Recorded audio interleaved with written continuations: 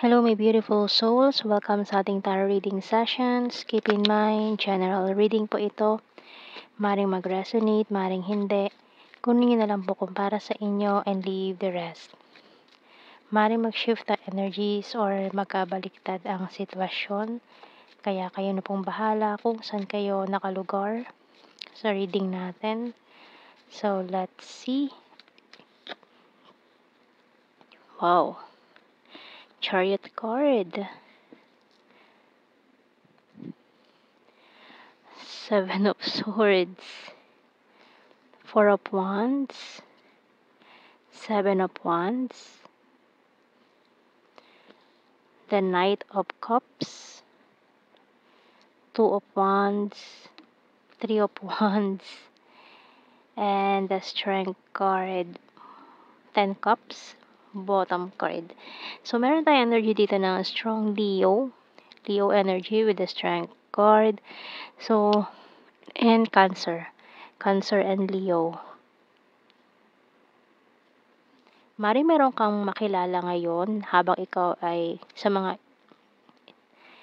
nag-move on, in the process of moving on.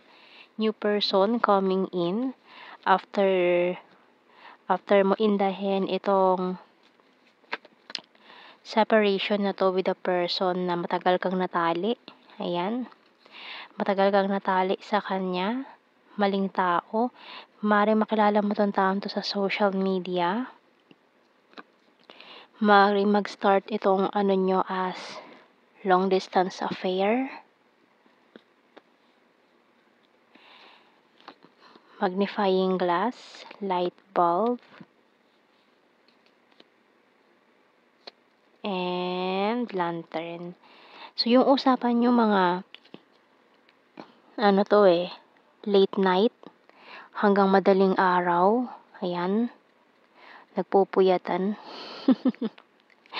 So, bottom card natin dito, shovel. Pero parang hindi ka pa rin makatakas dun sa energy nitong past person mo na matagal kang natali sa kanya. Meron ka na maaaring nag-uusap na kayo nitong new person na to. Nasa talking stage na kayo. Pero maaaring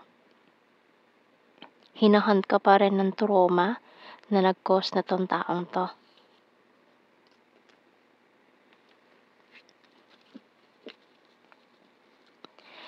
So, tingnan natin message ng Archangels.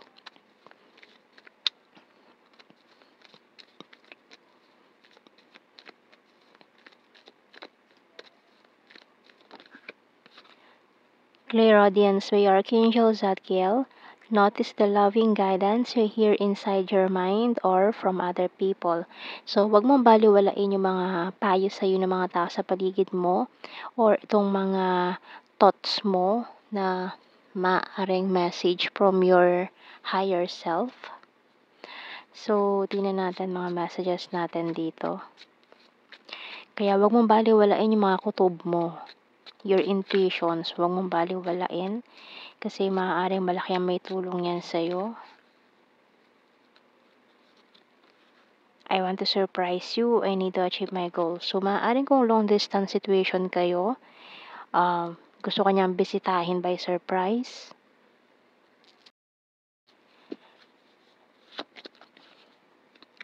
It hurts so badly. I hate my pride and ego.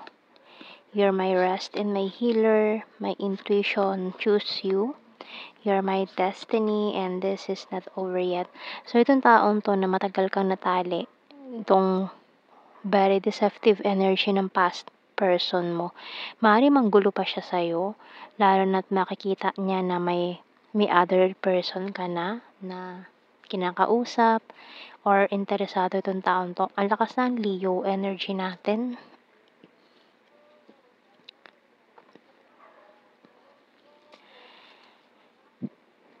Kasi may pagka-possessive energy din tong taon to. Ayaw kanyang lumigaya sa iba. Ayaw kanyang bitawan.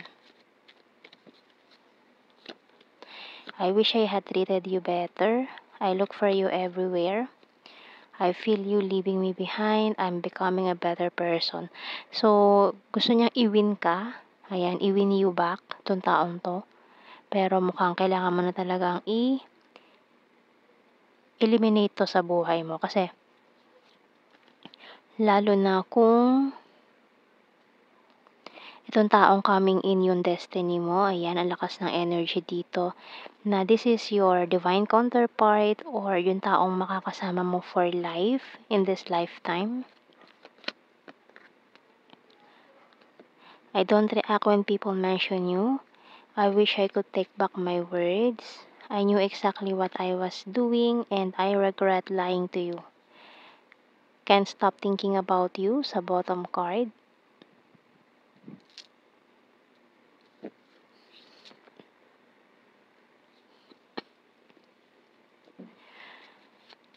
So, kuha tayo ng mga initials. So, malaking changes kasi ito with nakita ko din yung 555 angel number. So, may malaking pagbabagong magaganap.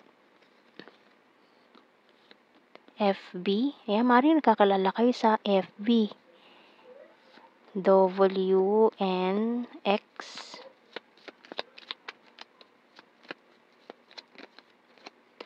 L. VJ. M.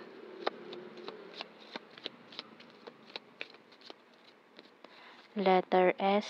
A bottom card.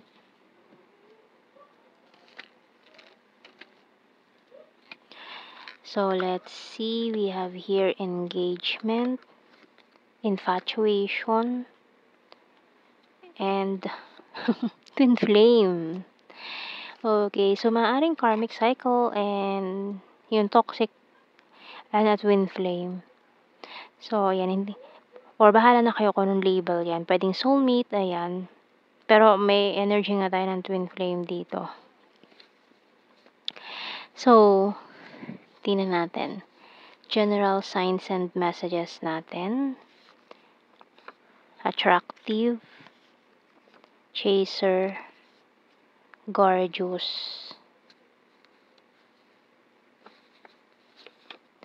Pisces. Very lucky. 7. Practical. Athletic. Past person. Rainy season.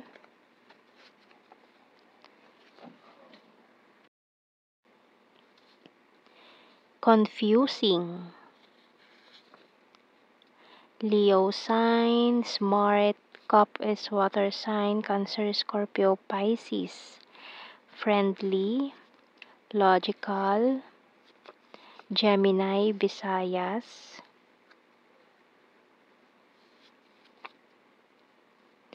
August, Virgo, and last card natin, full of charisma. So, yun ang ating reading. Thank you for watching. Take care and God bless. See you in our next reading, guys. Bye-bye.